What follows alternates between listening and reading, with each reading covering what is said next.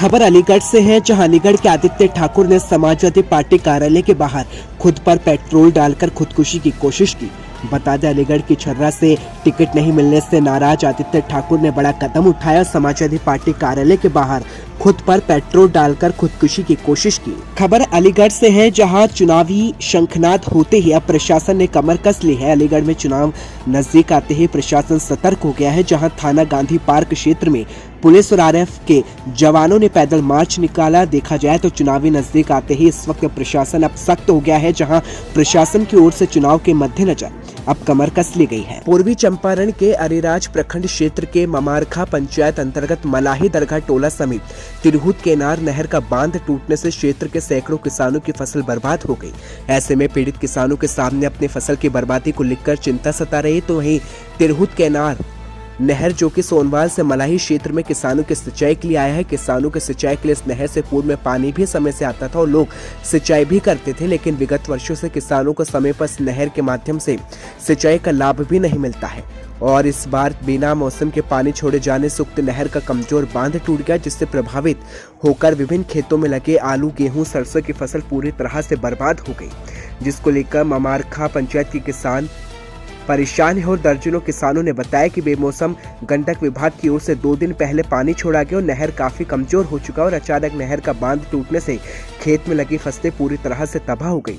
किसानों ने कहा कि पानी छूटेगा तो आगे भी नहर का बांध टूट सकता है, क्योंकि कई जगहों पर नहर कमजोर हो गया है, जिसकी मरम्मत विभाग के द्वारा कोई कार्य नहीं किया गया। तो वहीं जिसको किसानों ने इतनी बड़ी क्षति हुई है, किसानों ने फसल क्षति को लेकर मुआवजे की मांग भी की है, जिससे किसानों की फसल क्षति का भरपाई हो सके। नहर का बांध टूटने से खासकर सबसे अधिक आलू की फसल बर्बाद हुई है।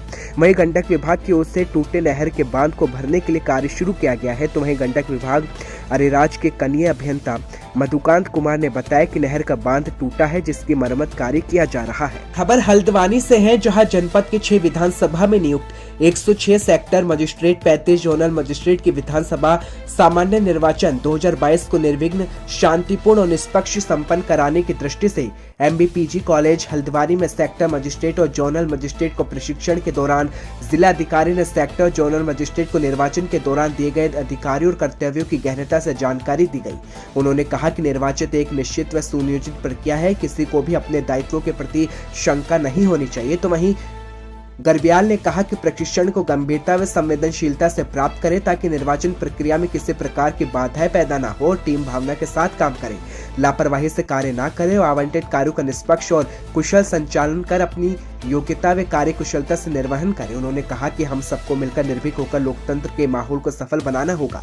जिलाधिकारी ने कहा कि मतदान प्रक्रिया पूरी होने पर अपने जिस प्रपत्र में रिपोर्ट देनी है उसे ध्यान पूर्वक दे। उन्होंने कहा कि चुनाव प्रक्रिया में जो भी अधिकारी कर्मचारी की ड्यूटी लगी है वे आपस में समन्वय बनाएं और अपने अपने पोलिंग स्टेशनों की पूर्व में जानकारी लें। बता दें, उन्होंने कहा कि कोविड-19 के निर्वाचन आयोग के द्वारा जारी गाइडलाइन का पालन कराना भी सुनिश्चित करें।